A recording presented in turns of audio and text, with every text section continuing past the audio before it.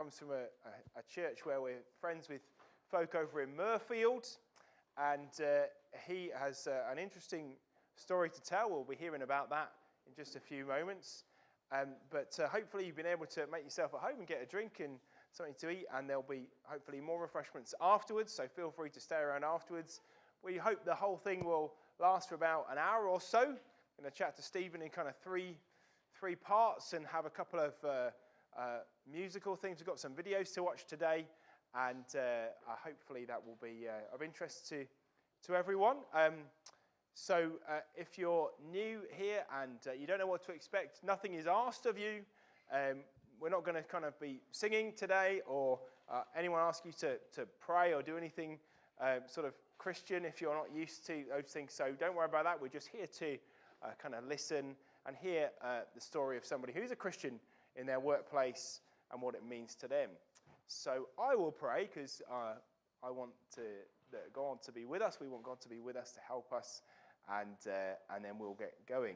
Father, thank you for this afternoon and for the opportunity to just hear about someone's life and what it means to them to be a Christian. And we thank you that Jesus is real and alive and affects our lives in every way when we trust in him. So help us to have a good afternoon, to be able to listen and learn something and be interested, but most of all to see something of Jesus in all that we do. So we thank you for him and pray for your help and your blessing in his name. Amen. Stephen, come on up. Thank you so much for coming. Come and take a seat. And I am sure I'm going to learn things today because I don't know Stephen that well. I went over to his house the other week to have a bit of a chat to him to get to know him better. But he's just literally flown right down in a helicopter. Is that right? Yeah. On Friday. Yeah. And so just tell us, where were you? Where have you flown from this time? We'll talk a little bit more about life in general for you, but where have you just been? So I was on the North Owen platform, which is 45-minute flight out of Lerwick, up in Scotland. In Scotland. Okay. Yeah. Right. And you almost didn't get home when I was getting a little bit worried because there'd been sadly a helicopter crash in the North Sea. Yeah, so Friday I was due to check in at 9 o'clock on the rig, and the Thursday afternoon the Norwegian SARS helicopter, which is search and rescue helicopter, that actually had an accident, and there was a fatality, which is a bit sad. And it's the same helicopter that we fly in, which is the S-92. So out of respect, Norway grounded all their helicopters, and we were like, oh, what's going to happen? Because some people are out there for 3 weeks, and legally they only allow 3 weeks for people to work offshore in the UK waters. And so people were starting to go over there 3 weeks. So, but anyway, it was all right. It was really weird because up there it's really impossible to get off. So you expect to be delayed, and strangely enough, you know, a helicopter goes down, and that usually means that you're going to go to boat back or something like that. But we got off all right. So, well, and it was beautiful weather, which was weird. God was good, and you were able absolutely. To be great, good. Right, so let's rewind a bit now because you're already talking about like F-92s and things. I haven't a clue what you're talking about, so that's fine. And so let's just say, okay, so you work on oil rigs, right? Yeah. So tell us, how did you get into that, and kind of what's that kind of like? I mean, you've got some photos. We'll show those in a minute, but just what's your sort of training? What path did you take to get into working on oil rigs? Okay, so I was a window cleaner in. Yeah. Okay. That's some pretty big windows going on. Well, okay. I can't even think of the name of the place. Birmingham, there you go. Okay. But not just a window cleaner, a high rise. So we would rig our ropes, throw them over the side, and abseil down. And my brother-in-law told me to go do all my tickets and all the stuff for offshore. And I did that. And at the time, I became a level 3 rope access technician, which means you can supervise people. So I got that. So I went to my boss, like we're doing now, and he was like congratulating me for becoming level 3. And he said, you can have a pay rise. And I was like, oh, thanks very much. And I told him that I've got these offshore tickets now, so if I get a call, I need to go offshore. And he was like, yeah, no problem, no problem. So I shook hands on the new agreement and new contract and drove out. And literally the first corner, I got a phone call from a company called Atlas asking if I want to go off on the Monday. So I had to phone my boss saying, thanks for the promotion, thanks for the pay rise, but I'm leaving. And then that next week, I was offshore somewhere, and I was totally green. It was a really weird experience, because obviously you're brand new to it all. And I sat there in the helicopter, and I was like, this is so exciting, yeah! And I got to be cool, you know, because obviously these guys are old hands and they know what they're doing. I can't be seen as being green and enthusiastic. So I'm getting all excited inside, and I'm like, oh, got to be cool, got to be cool. But yeah, that was okay. Nearly 12 years ago. That. Right, 12 years ago. Yeah. So, so far we've got that you're good at abseiling. You're really highly qualified in abseiling, and you do a lot of rope work. Yeah. So what does that mean you actually do then on the oil rig? So level 3. Rope access. Traditionally, everyone does scaffolding, right? So if you want anything doing, you just get scaffolding built. But way back in the 90s, they decided to throw a rope down and abseil down the rope and do painting or whatever there is.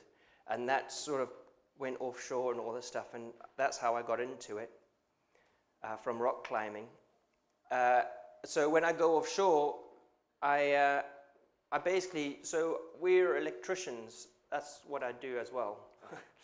And so, for example, there's a job where there's a rig in the southern sector somewhere that needed a new diesel generator installing. So we'd have to run the cables down, and it's all big steel all over the place. So you just rig your ropes and you abseil down the side and pull the cable in and tie it in and connect everything up. Okay. So that's pretty much what we do at the minute offshore. It's varied. It's very varied. This last job we were on up in Aberdeen on the North Olwen. The top drive is the thing that drives the pipes into the ground. They've got a stupid system where you just plug the power cable in, and then they can run it. But then sometimes the derrick moves to change to a different well. And if it needs to move to a different wellhead, they've got to unplug these cables and pull them up. And I mean, these cables are thick and they're massive. You need the crane to lower them down and pull them in. So it's not like your extension cable. I bet, yeah. Okay. Now you brought some photos with you. Shall I run through those? You just quickly? We don't have loads of time to look at all of them in detail. But just tell us a bit about what we're looking at here then. So that's obviously. So that's the derrick there. I was on this rig for 9.5 years. Our job was to inspect everything electrical in an explosive environment, which is everything. So they've just got maintenance. So all the floodlights we have to inspect. That there is the derrick that you can see. That's got the top drive and that pushes the pipes down. Okay. That's actually looking from the top of the derrick. You can see if you don't like heights, look away now. Yeah. There's the floodlight on the right, just at the forefront of the picture, just the bottom. That's on, and the one on the opposite side. That's what we had to change. So we had to shut the rig down to go and do that. You can see the supply boat there. That's how we get all our supplies in, and our food and all that stuff. The supply boat obviously comes in, gives us our food and stuff. Okay. So when the weather is bad and the supply boat doesn't come, sometimes you're on rations and reserves, and sometimes you go to the galley and you've got a paper plate and like three peas, and that's it. That's when the OIM, which is the Offshore Installation Manager, he starts kicking people off, because obviously if there's no more water, you can't have a shower or anything like that. Okay. So in the middle of the sea and no more water. Yeah. Wow. You'd think no desalination. Okay. What is this? Is that you? No, I'm standing on the side here. So obviously you're taking a photo. Yeah, okay. my role as a supervisor is to obviously rig the ropes. So I go to the very top, rig the ropes, and then I've got my harness on. So if he needs rescuing, that's my job to go and rescue him. Okay. But they're all right. All right. There's nothing to worry about. Okay. Is this looking down or up? That's looking. I quite like that picture, if you don't mind me saying so. That's looking up the way. And what you can see, can I stand there? You can. So that thing there is the top drive, and you can see the cables going up. Yeah. That's just a big winch, and that's the top drive. So your pipes get put on that, and that thing rams it into the ground, and it's really weird. So they've got directional drilling. So if the rig is here, if the rig is here and your well is like 6 miles that way, they can drill down into the ground. Sorry, I'm talking. Drill down into the ground, and then they can change the way the well is drilled, and they can directional drilling. It's called. It's thoroughly fascinating. Are you telling me that the rig can be 6 miles away from where the oil actually is, and you can drill and get it? Well, the old one, there's one that's 18 miles away, which is funny, right? So yeah. I won't go too much on this. You know, when WaterAid asks for £3 a month, you've got about thousands and thousands and thousands of miles of pipe under the ground, just in the North Sea. And anyway. Wow, amazing. Moving on. That was another job. We had. That's your. What do you call that? That's a safety boat, rescue boat. Okay. We had to just check the hydraulics on that thing, because that's what you call a free fall safety boat. So you climb into the back of it if the rig's on fire or something like that, and you get strapped in, and you get Velcro to go around your head like this, and it just free falls. So it just goes, and it free falls, and it hits the water, and it goes underneath, and it bobs back up, and then it sails away. But luckily, I've never had to go in one. You don't really need to go to theme parks, do you? Yeah, well, it just works. Actually, theme parks scare me because you don't know who inspected them. So, okay, yeah. Great. This was a nice job. This is on the Mariner Bravo. That's an amazing. So this is underneath the heli deck, and I was in charge. That's me, that over there, and that boy there. That's you there? Yeah, that's me. Oh, that's clever. And there's someone else hanging off here? Yeah, so he's going and he's doing ultrasonic testing on all the welds to make sure. It's black magic, that stuff. I don't know how it works. There's too much maths involved. And he just does he just runs his line on the weld and goes, yep, that's fine. Okay. He's just checking it's going to hold. Yeah, pretty much. Okay. Yeah, but it's all aluminium, so. And he's hanging just over the sea there, right? Yeah, it's 20 meters into the water. Okay. And where did you say that was? That one? That's the Mariner Bravos. That's out of Aberdeen as well. Okay. It's quite far. So that actually is a massive ship, right? And so the oil rig is over here, and then it pumps oil under the water, and then it comes on. So it's just there's a pipe sticking out of the water like this, and this boat sits on this pipe, and it just goes around like that. So one day you'd wake up and you'd see the oil rig out there, and you'd go to bed, and the next thing the oil rig's over there. It's very disorientating. It's weird. And what's funny as well is all the drawings for all the stuff you're meant to find is north and south. So one day north is there, and then the next day that's south. So it's like, well, you have no idea. It's madness. I'm totally lost now. Yeah. Okay. It's all right. So you're saying stuff moves in this, like it's just on this one. Just on this one. Yeah, because I have this vision of like an oil rig is just there, but it's not. Yeah. Well, you get different types of rigs. You get jackups, which they're like big boats with these big long legs, and they sail anywhere around the water, and then they just jack their legs down, and then lift. It just lifts it out. And that goes onto the sea floor? Onto the sea floor. And how far down yeah. is that? Well, the ones in the southern sector, the sea's only 30 meters deep. It's not deep at all, actually. And it's the Foster's Current. That's something that I learned. Well, you know, when you go to foreign countries and the sea's beautiful and turquoise, and you think, lovely. But you go to Scarborough, and it's like, oh, that's muck. You know? It's because England actually, especially the English Channel, it's one of the largest seas. I could be wrong here, but anyway, it's a good theory. It's the largest seas with the most currents in, so all the silt is getting welled up. Okay. So it's not mucky; it's just very rich and silty. Okay. Yes. Yeah. Right. Look at this. Oh yeah. Okay. So I thought this would be quite interesting for the food. This guy this was the Dunbar rig, the Olwyn rig, and the chef, his name was Sumo, and oh man, his hands were magic. That food was beautiful. So I just thought, you know, Okay. you So might you get wanna well see. fed if you're there. Yeah, very That's well good. fed. It depends what rig you go 'Cause- to. I've had some muck, but 'Cause this place is really nice. Yeah, sorry. Because obviously you're living there for what? How much at a stretch? 3 weeks is the longest I've been Okay, there. okay. But there's a job that's coming up, which is 5 weeks. That's in Angola. That might happen or might not That's happen. in It's all, Angola, Yeah. in Africa. Yeah. Well, Okay. there's rigs all over the world, so Wow, you can go anywhere. So this guy phoned me from South Africa, a real strong South African accent. I was like, oh, I know that accent. And he was talking nonsense to me, and I was like, oh, I don't know. And then about a month later, he phoned me and says, no, we're desperate for people. So I'm like, oh, okay. All right, I'll see what happens. Okay, so you could go anywhere, So, right? Yeah. Is it okay? That's the gym. Yeah, that's the gym. That's my friend Ollie. He said I must give him a good mention.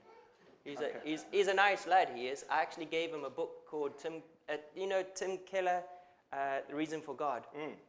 So I gave him. He's the chap I'm working on. Yeah. Working on. Yeah. As well as working with. Yeah, working okay. on and working with. But he Okay. knows it, so he's all right. You're talking to him about the gospel. Good. We'll come to more of that a bit later. Yeah, absolutely. Have we got any more here? Yes, this is. Oh, look at Yeah. that. You Yeah, get some that's- good views, I bet. Yeah, you know, I've never seen a more beautiful sunset or sunrise than offshore. Because it's lovely. You've got absolutely nothing all around you except for your support vessel, and then it's just beautiful. It's like sea and then sky and then nothing. It's lovely. Wow. It's really nice. Is that the last picture? Uh, No, that's the boat. yeah, sorry. Yeah, you can carry on now. I think people are getting bored. It's pictures. That's a video. I don't know if it works. I just thought, I don't know, in case you want to see.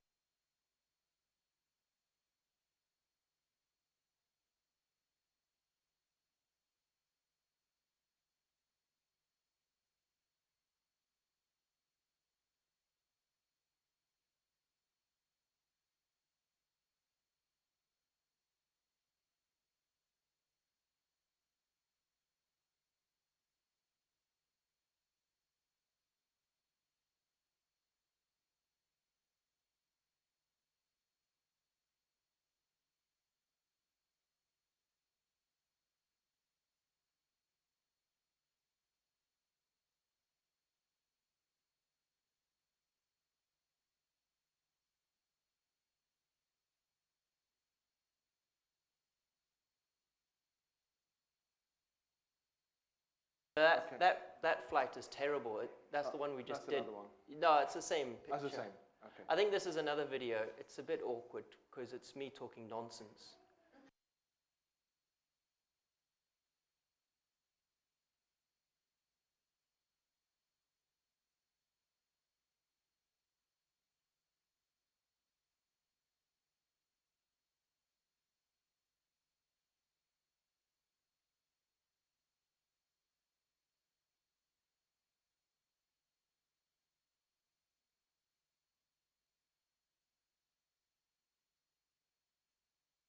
So Okay. yeah, we were just installing line of sight gas detectors. So if something breaks that line of sight, the alarm goes off. Right. So that's what that job was. Well, I think there's just so much more we could ask here, but I think we'll wrap that bit up, I think, because that's really interesting. If you want to chat to Stephen more about what he does and why he does it, then feel free. But we'll have a pause there. Joe, are you good to go on the first video? So we sometimes have a kind of musical item now. Instead, we thought this time we're going to watch a couple of videos. They're videos about the Christian faith. They're kind of sort of spoken word or songs, sort of. And one of them, the first one, comes from actually somebody who's here tonight. In the past, we've had Daper speak to us about his life. And lots of you who come here normally know Daper. But you may remember, if you were here when he was speaking, that Daper does some rapping and some sort of Christian rapping. And this is going to be quite different, I think, to what you'd normally hear here. But run with it, and I think it's worth thinking about. This particular rap or song that we're going to listen to or watch, Daper's done with a friend of his called Cy Knightley, and it's called Christus Victor, which is like Christ the Victor. And it's about how Jesus has defeated our enemies, and defeated sin and Satan so that we can live. And the words are pretty fast, so you have to kind of keep up. But in the chorus, it's got the words at the bottom, if you can see it, so you can follow along with what it's saying. So approach this with an open mind, because I think it's really good stuff. The content is excellent, and but the style might be very different to what many of you are used to. So let's watch it and see how we find it.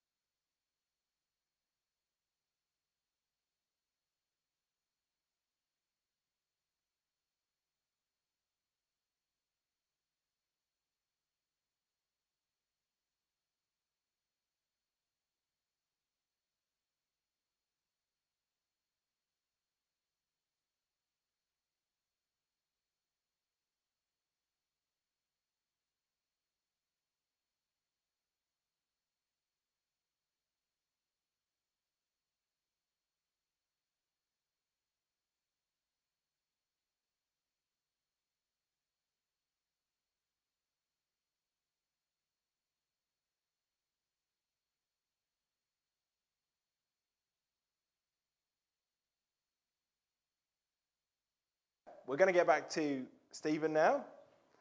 After that, we're going to talk about... she says. Okay. Let's talk about your Christian faith, Stephen, and we've talked about your job, but you're a Christian at the same time, and you're a Christian at work. How was it then that you became a Christian? So, did you come from a family where there were Christians in your family? What happened and what made you follow Jesus for yourself? Okay, so my old man's a preacher of a church. He's there. So you can back up the story with him later if you want. Yeah. So I grew up in a Christian family, and so all that, as a kid, growing up in school and all this stuff, family and Christianity, all this kind of stuff was inside the church family unit. So I grew up, like a Christian. And then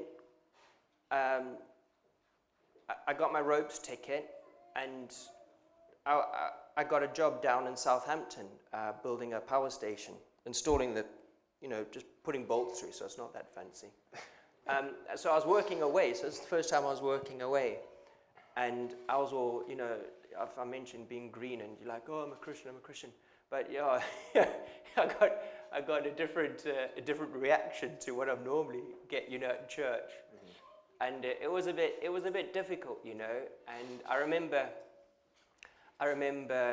we went out a lot, and we went out for a meal, and this waitress lady was like, oh, not you again. I was like, oh, what do you mean? Anyway, I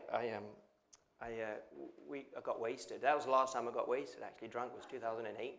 That's how long ago it was. And so all this kind of stuff, the world was pulling me. You talk about the world, or church, Christian talk, isn't it? The world pulling you away. But, that's what it was doing. And I finally snuck away to church one Sunday, because we worked 12 days.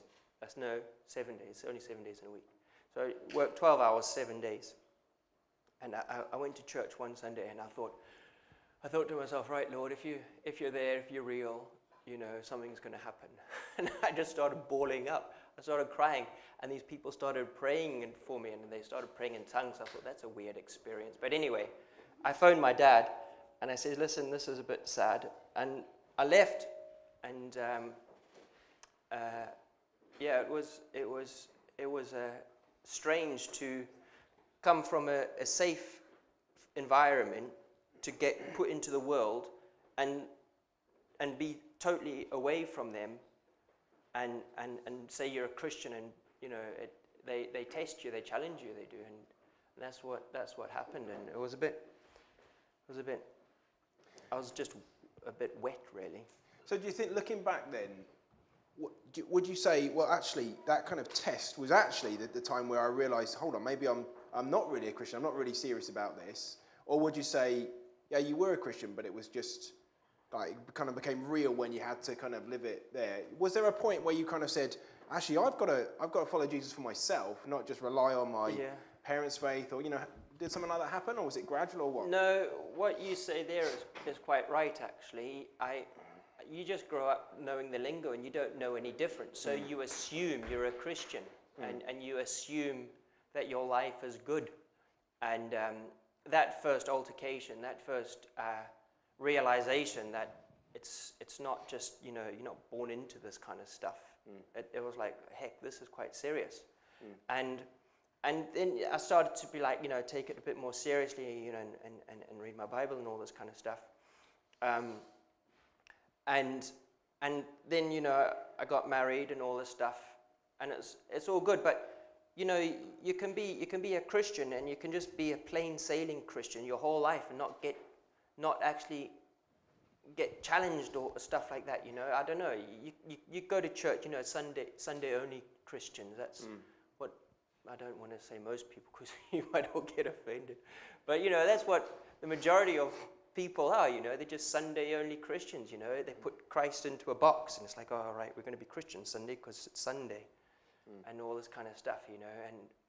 And when I went offshore, I tell you, that's when I really got challenged, because I would boldly go out and say, yeah, I'm a Christian, and I would try and defend him, and I'd try and win the intellectual argument, because most people offshore, they think church is only for funerals and weddings and nothing else. And there's this one guy that I had great conversations with, and he just couldn't understand it at all. And but offshore, right? It's interesting because you're bored out of your brain. All you do is work and go to sleep and eat, and that's it. So you've got to find entertainment elsewhere, and most people just wind each other up. So for 3 weeks, 2 weeks, you're just winding people up. And I see it as being quite fun now, but when I started going out, I was really offended and really, I don't know, traumatized. I guess it's the only time I've ever complained to my boss about someone, because we'd be working. He knew I was a Christian. His name's Richie. He's a really nice guy, actually, but 9 years ago, he was an absolute moron. We'd be working on some stuff, and he would be singing songs because he had a Christian background. But instead of singing like, I don't know, Christian-y songs, he'd be singing songs about the devil. And, oh, I worship the devil. And it's like, oh, man, it's just so grating, you know. And you can tolerate it if you go to work and you're going to get persecuted, but you know you're going to go home and you can just leave all that there and you can just turn your brain off and chill. But he was my roommate as well. So you know, you're not only working with him and having tea with him and sharing the same room with him, you know, he's just there constant. And I after two weeks, I said to my boss man, I said, listen, I can't deal with this. It's horrible. And also on that rig, in the tea shack, everyone knew I was a Christian, you know, so they would hound me for being narrow-minded and thick, and not being able to understand that evolution and science explained everything.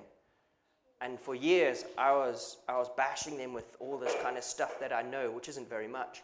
But I would tell them, I'd just tell them what they were wrong, and they would run circles around me, you know. And I was on that rig for 9 years, so I had that for 9 years. And now, looking back, I think it was God putting calluses on my faith, you know, because, I mean, it's not a nice world to live in when you see all the negative stuff, and there's loads of negative stuff you can pick your brains on. And my old man, he likes, well, I don't know if that's actually true, but anyway, we're talking about, I like conspiracies, but not too much conspiracy. I like the theories, but obviously Christianity is for brainwashed, deluded people, and I'm there, so, you know, it was intense. I forgot what your question was, and I started rambling. That's all right. I just asked you how you became a Christian, basically. Yeah. So yeah, I mean that's fascinating. We can talk a bit more about how being a Christian kind of affects your working life and your daily life. Yeah. I suppose maybe just before we have another break, just sum up for us. And I haven't really primed Stephen on these individual questions. He knew roughly where he's going, so he's doing amazingly well. It's fantastic. Tell us just really in a nutshell what it means to you to follow Jesus. What does that mean to you? Oh, in a nutshell, it's impossible. Okay. What's the best thing about it? Well, the best thing about it, it's everything, isn't it? I mean, it's totally liberating. You know, the world lives in we in the West, in England, we live in a consumerist world where you have to look good. You know, Nike and Instagram and all this kind of stuff. It's all about you and how you look.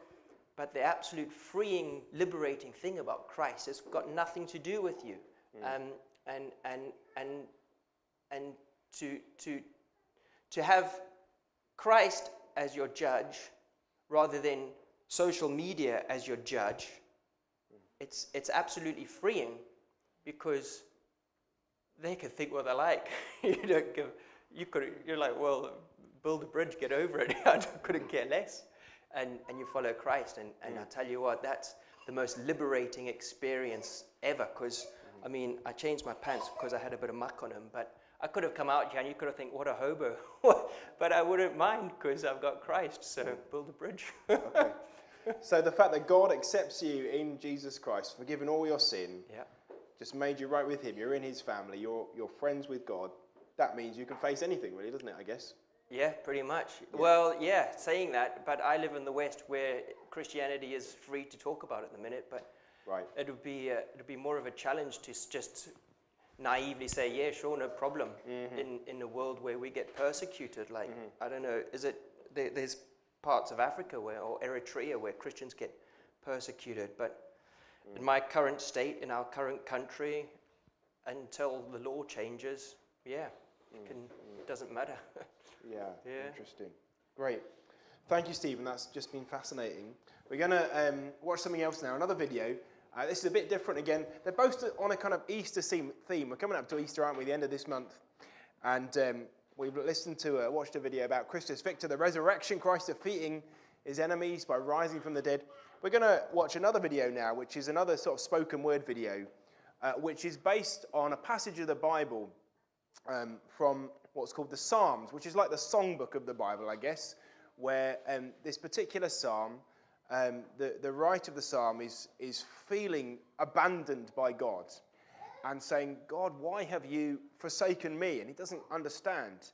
And later on then, 1,000 years after that song was written, Jesus takes up those words on his own lips when he's hanging on the cross, and he says, my God, why have you forsaken me? Why have you abandoned me? And the whole reason for that is because on the cross, Jesus was paying the price for our sins. He was being separated from God because that's what we deserve.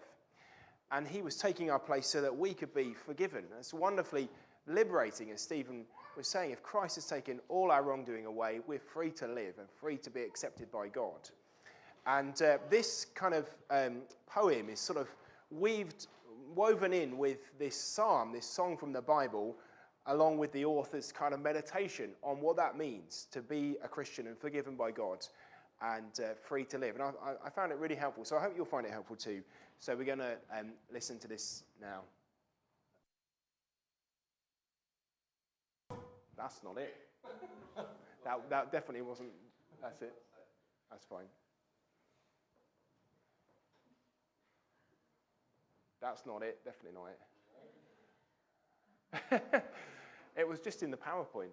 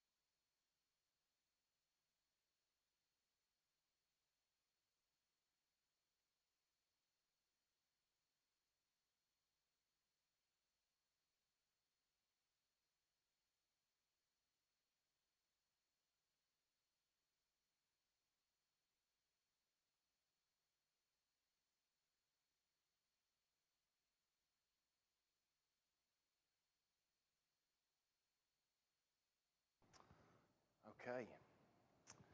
Thanks. We'll have the lights on again. Thanks.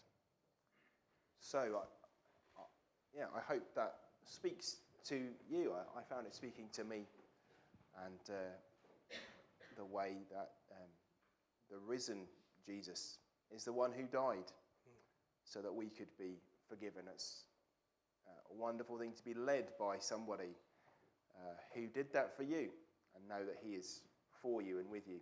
And that's what we've been talking about with Stephen, and we started to get into the whole area of kind of what it's like then to particularly be a Christian in the working environment where you are. You were telling us a bit about the guy in the weights room in the gym there. Yeah. Tell us a bit more about him. Remind us of his name. His name's Ollie. Ollie. Oliver, yeah. Uh-huh. Oliver. He's an electrician like me. Okay, so it's an interesting story. I worked with him 4 years ago on the rigs, and then he got made redundant, and I left because they were changing from 2 weeks on to 3 weeks on, and I don't like doing 3 weeks, but I do it now, so that's stupid. Anyway, so he went his way, and I went my way, and then, when was it? January this year, we met up again on that job. And, he said to me, this is now in the sequence of events that had happened. He said to me, and it was -6, so it was freezing cold, so we had lots of warm-up breaks. So we'd go out, we'd do like 3 minutes of work and go back in for a warm-up break because it was freezing cold. And we were working away, and he in a joking kind of way, he said, do you believe in fate? And I says, I don't believe in fate, I believe in divine providence. That's how we met, and that's how we came back together. And, we were talking about, all this kind of stuff. And then 2 days later, he came down all really sad because his uncle committed suicide. He jumped in front of a train. So that was pretty like, flippin' heck, that's pretty sad, And we were talking about that and the futility of life. Is that right? Mm-hmm. Everyone, and all this kind of stuff. And all our conversations, there was always an answer. We could go back to the Bible for, and it was really interesting actually. And and then all of a sudden, we got another job together where we're working together. And, some people, it's interesting because the majority of people that work on the rigs, they're all men, right? So it's a very men-dominated stuff. So it's full macho kind of just nerdiness. And, just a bit macho nerdiness. Well, how does that work? Okay, forget that. Carry on. Your story's more interesting than my stupid comment. Carry on. Okay. Anyway, so we're talking about all this stuff, and I gave him a lift back down because he lives on the way down on the M6. He lives down that way, and that's the way I go up. So we're talking about Christ and all this stuff, and on this drive down, well, this last trip actually, it was really fascinating because I've been working offshore for nearly 12 years, and I've met two Christians ever offshore, and I've never actually come across another Christian to have my back, as it were, in the tea shack. But anyway, this time I went out, there was a Bible in the tea shack, and I was like, yes, I've got someone. I was like, he's going to be my best friend, and we're going to convert the rig. Anyway, I didn't know who this guy was, so a few days we went in and there was no one there. And then this guy comes in and picks up his Bible and says, is that your Bible? And he's like, yeah, it's mine. And then he started talking. And you might not believe this, but when people start talking, I like to sit back and listen and see where they're coming from. And he was giving it all this kind of, Bible stuff, and he was quoting Revelations a lot. And I was like, oh, he must like Revelations a lot. And he was talking to my colleagues, right? Ollie is one of them, and Adam, he's another boy. And he thinks he's going to heaven because he's good. And it's quite hard to say, you're actually really bad. So I was working my way up to that. So anyway, so this guy's talking about this, and he starts talking about paradise. And I'm like, oh, okay, alarm bells start ringing now. This is getting a bit suspicious, getting a bit culty. And then he says, so I started asking a bit of poignant questions, like, so what about hell? And he's like, oh no, we don't believe in hell. I was like, oh, okay, what about? And he's talking about, you can get into heaven just because you're good, because he was agreeing with Adam. And I was like, no, it's through faith that you're saved, not through works. Works is a proof of your salvation, not. You're a preacher, man. You know the words better than me. You know what I mean? Yeah, we don't get to heaven by being good, but by trusting in Jesus, who is good for us. Yeah. You said it a lot quicker than I did. Well, I can't fix cables on a rig, okay, but my job is to do that. You carry on. Anyway, he turned out to be a Jehovah's Witness, long story short. And I said, listen, buddy, he was talking for ages, and I was like, I've got to shut this guy up. But he was running rings around me because he knew all the verses and all this stuff. And I was like, okay, whatever. And then I went away and I found some verses that proved that hell is real.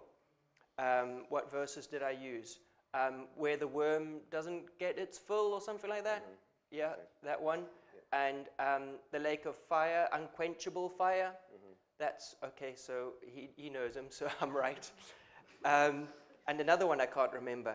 And then also you get to heaven through grace, not through faith. And there's lots Not through work, not through what you do. Yeah, thanks for clarifying. Yeah. Anyway, I said, listen, buddy, read these verses and get back to me. So he's like, yeah. And then I didn't see him for a few days, and we were just chatting away like normal. But then a few days later, he came in, and we were chatting in the tea shack, right? And, okay, so you in the mornings, you wake up at 5 o'clock. You start work at 6, and usually you can't do anything. You can't even get dressed without having a permit. You have to have a permit to do anything because it's such a regimented system. It's safety, and so we're waiting for our permit to come out. So we're just chatting away, and this boy's chatting, talking, and I'm talking, and he's talking, and it turns out we were talking for an hour and a half. About his theology and my theology, and he didn't believe in the Trinity. And I was like, well, hold on, what are you on about? It's biblical, it's right there. And he was like, no, giving it on. And these guys are like laughing, like this is going to kick off. And then, strangely enough, people were coming in and they were doing a 180, like this blooming weird religion, walking out. And which is fair enough, if it's not your cup of tea, But this one guy, he came straight in and he sat right there, right in the middle of us. And I was like, oh, okay, this is cool. And I said, welcome to the conversation a bit like, And I told him where me and this chap's theology altered, the Trinity. And this guy, this new boy, he says, oh, well, I've read the Hebrew Bible, and I've read the Quran, and I've read this, and I've read that. And I'm thinking in my head, oh, here we go. I've met you guys before. I know everything, but don't want to commit to anything. And so then we're talking about the Trinity. God the Father, God the Son, God the Holy Spirit, 3 in 1. We can't understand it, which is, we just can't understand it. But this boy here, he tells the JW, he says straight out, your theology is wrong and you're teaching a false doctrine, because actually in the Hebrew Bible, it is true.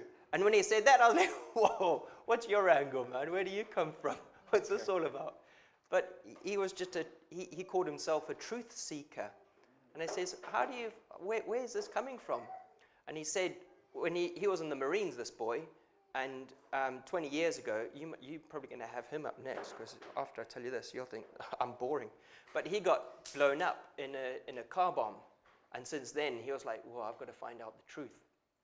And that's how he's read the Hebrew Bible and all this kind of stuff. But I found it thoroughly fascinating that this third party comes in, and And you know, as Christians that go to church and all this stuff, you're told, basically, it's the Great Commission, you know, go out and tell people. But this boy, who,